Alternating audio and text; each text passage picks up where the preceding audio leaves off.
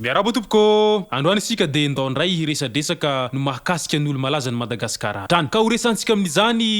ilay olona tena malaza avy any amin'ny faritra atsimon'ny nosy iny sady taviny no bokona no tena olona isan'ny matanjaka indrindra amin'izao fotoana izao tsy iza izany olona izany fa Andriamatoa Steny Randrianasoloniaiko fa mialohan'izay dia azadiny no miabone amin'ny chaîne-natsika ary azadiny ihany koa ny milike ny vidéo atsika ohatran'izao ny fanaovana azy tsy andrela isika fa avy hatrany tonga de vavana atomboka atsika amin'ny fanontaniana ity resaka ity ka ny fanontaniana manitikitika ny be sy ny maro dia ny hoe iza tokoa mo Andriamatoa Steny Randrianasoloniaiko avaiza iza ny vadiny ary firy ny zanany Steny Thierry Randrianasoloniaiko izay ny tena anarany teraka tao Toliara tamin'ny 27 Jolay 1972 dia i Steny dia filohan'ny vondrony afrikan'ny judoka ary filoha lefitry ny fédération iraisam-pirenenan'ny judo ihany koa ary raha ny rehetra mahalala moa i Steny dia isan'ny solombavam-bahoaka izay voafity tany amin'ny faritry ny Toliara raha ny ara-dalana tamin'ny Andriamatoa Andrindrina Rajoelina izy tany am-piandohany dia nanapa-kevitra ny lehilahy fa handeha hirery rehefa taty afara satria nisy zavatra tsapany ary nisy fomba fijery tsy mitovy no mety ho anton'izay fanapahan-kevitra noraisiny izay avy amin'ny fianakaviana tsotra izy ary lehibe tao ao Tsinengeha faritry mahantra ao Toliara teo amin'ny faha 12 taonany dia nahita judo izy noho ny maître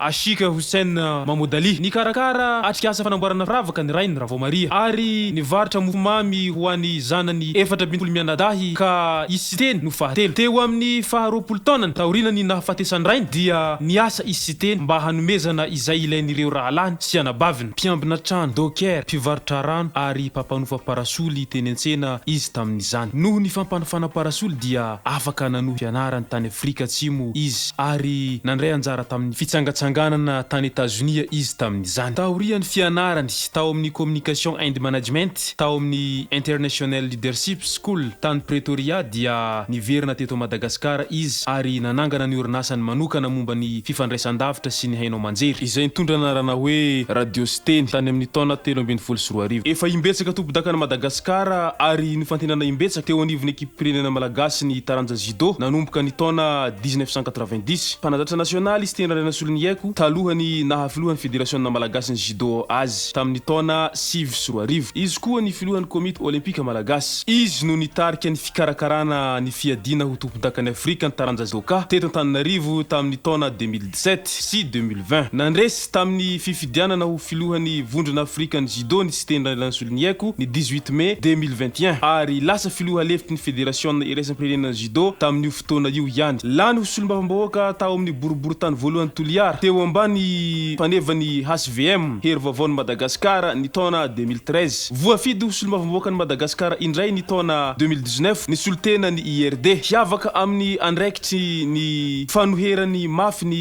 tetikasa fitrandrahana atao hoe base Toliara izay manimba tontolo iainana araka ny nambarany izy ihany koa no namorona Steny Fondation izay mikarakara ny fitsangatsanganana makany États-Unis sy Europa ho any ankizy avy any amin'ny faritry ny nosy lehibe Steny Randrianasoloniaiko dia namorona hevitra antsoina hoe mihavatoro na mihainoa ny poniny izay ahitana ho an'ny olom-boafidy ny fanomezana feo mivantana ny poniny ny volana aprily 2024 no nanomboka ny tetin'ny distrikan'ny Madagasikara izy niaraka tamin'ireo parlementaire maromaro ny vaovao nandritra ny mihavatoro dia entina hanadiovana ny tetikasa sosialy ny fandaharanasa ara-toekarena ary ny antotan-taratasy stratégique hatolony ho an'ny ponina amin'ny fiatrehana ny fifidianana ho filoham-pirenena malagasy ho tontosaina amin'ny ty farany taona 2023 ity amin'ny mahafilohan'ny fédération malagasy ny judoka azy i Steny Randrianasoloniaiko dia nametraka fifandraisana tamin'ny Vladimir Poutine filoha-jaina sady mahasivohan'ny fédération iraisam-pirenena momba ny judo mifandray amin'ny Marius Vizera ihany koa izy filohan'ny fédération iraisam-pirenena ary akaiky ny filoha Rusiana tamin'ny aprily 2021 i Steny Randrianasoloniaiko dia nanambara fa nahazo fatra amin'ny vaksiny Rusiana miady amin'ny Covid Sputnik V ho anisan'ny fampielezan-kevitra amin'ny fifidianana ho filohan'ny vondrona afrikanina judoka azy na eo aza ny tsy fisian'ny tolo-kevitra avy amin'ny tompona ndraiky mpanjakana malagasy sy ny akademia nasionaly momba ny fitsaboana amin'ny fifandraisana akaiky amin'ny Vladimir Poutine izay filoha Rusiana izay dia mazava ho azy fa i Steny Randrianasoloniaiko dia isan'ny kandida izay tohanany Rusiana amin'ity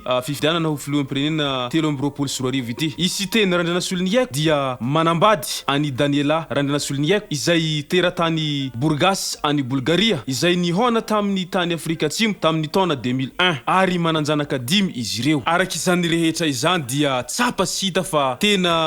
olona manana maizy azy Andriamatoa sy teny Randriana Solony Haiko ary olona tena mahery fo no sady matanjaka. Izay sy zay ara tompoko lahy sy tompoko vavy ny mahakasika ny vidéontsika androany ka manasa anao hatrany hilaiky an'ity vidéo ity ary manasa anao ihany koa mba hiabone amin'ny chaîne antsika mba hafahanao manaraka tsy tapaka ny vidéo izay alefa any amin'ny CCC. Tompoko lahy sy tompoko vavy mankasitraka de mirary soa. Ori pitundra fanjakana asa mity gasikara tanindrazana malala ivavagna ny tsy manaranare kulukulu ty gasikara mbandroso fa tsy latsika fara ny fitiavagna anao tsy miala angatangolo veny ty tsy fara tiara baba avambonimbony avambanimbany avambonimbony avambanimbany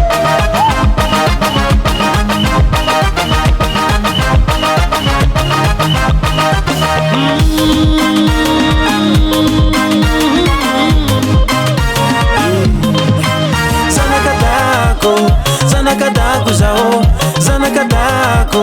zanakadago zao fiera fa zanakadago zao, zanakadago tsy mivakirano yeah. Zanakadago zao,